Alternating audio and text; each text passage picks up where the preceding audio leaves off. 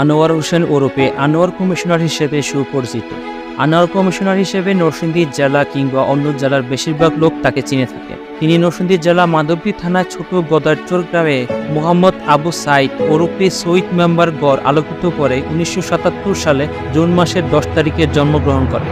ছোটবেলা থেকে তিনি স্পষ্টভাষী ও প্রতিবাদী স্বভাবের ছিলেন। রাজনৈতিক জীবনে মাত্র 12 বছর বয়সে 1990 সালে সাবেক যুগ্ম আহ্বায়ক হিসেবে মাধবদী সতী প্রসন্ন উচ্চ বিদ্যালয় শাখা ছাত্রলীগের মাধ্যমে রাজনৈতিক জীবনের সূচনা করেন। পরবর্তীতে তিনি 1997 ও 1999 সালে ছাত্রলীগ মনোনীত প্যানেল হতে মাধবদী বিশ্ববিদ্যালয় কলেজ ছাত্র সংসদে পরপর 2 বার জিএস নির্বাচিত হন। পরে একের পর এক চমকের মাধ্যমে তিনি আওয়ামী স্বেচ্ছাসেবক লীগের নরসিংদী সদর উপজেলার 2000 সাল থেকে 2004 সাল পর্যন্ত সাবেক প্রতিষ্ঠাতা ও আহ্বায়ক, 2004 থেকে 2005 সাল পর্যন্ত তিনি নরসিংদী জেলা আওয়ামী স্বেচ্ছাসেবক লীগের সাবেক সাংগঠনিক সম্পাদক ছিলেন। পরবর্তীতে তিনি নরসিংদী জেলা আওয়ামী লীগের সাবেক সাংগঠনিক সম্পাদক ও বর্তমানে কার্যনির্বাহী সদস্য হিসেবে আছেন। 2003 সালে মাধবদী পৌরসভা নির্বাচনে মাত্র 25 বছর বয়সে 2 নং ওয়ার্ড কমিশনার হিসেবে বিপুল ভোটে জয়লাভ করেন এবং 2011 সাল পর্যন্ত কমিশনার হিসেবে সুনামের সহিত দায়িত্ব পালন করেন। রাজনীতি ছাড়াও তিনি বিভিন্ন শিক্ষা ও সামাজিক কর্মকাণ্ডে সম্পর্কিত রয়েছেন।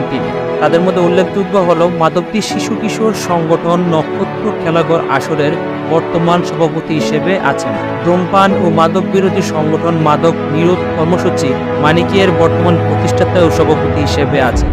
তিনি তার বাবার কৃতি হিসেবে প্রতিষ্ঠা করেছেন জোয়ারিয়াকান্দা হাজী শহীদ মেম্বার প্রাথমিক বিদ্যালয়। বর্তমানে তিনি এই বিদ্যালয়টির সভাপতি হিসেবে আছেন।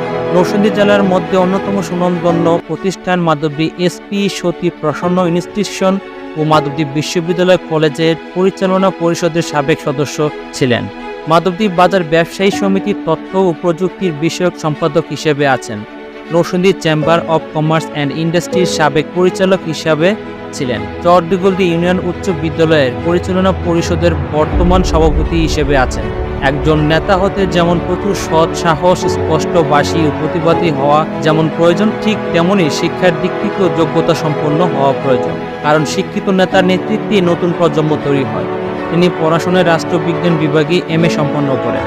আসন্ন নরসিংদী সদর উপজেলা পরিষদ নির্বাচনে চায়ের দোকানে আড্ডা থেকে শুরু করে মাঠে ঘাটে সকল স্তরের লোকজনের মাঝে একজন সুপরিচিত মুখ তিনি।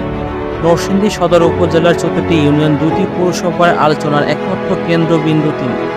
তাই আগামী নরসিংদী সদর উপজেলা পরিষদ নির্বাচনে উপজেলা চেয়ারম্যান হিসেবে সকলের নিকট দোয়া প্রার্থী তিনি।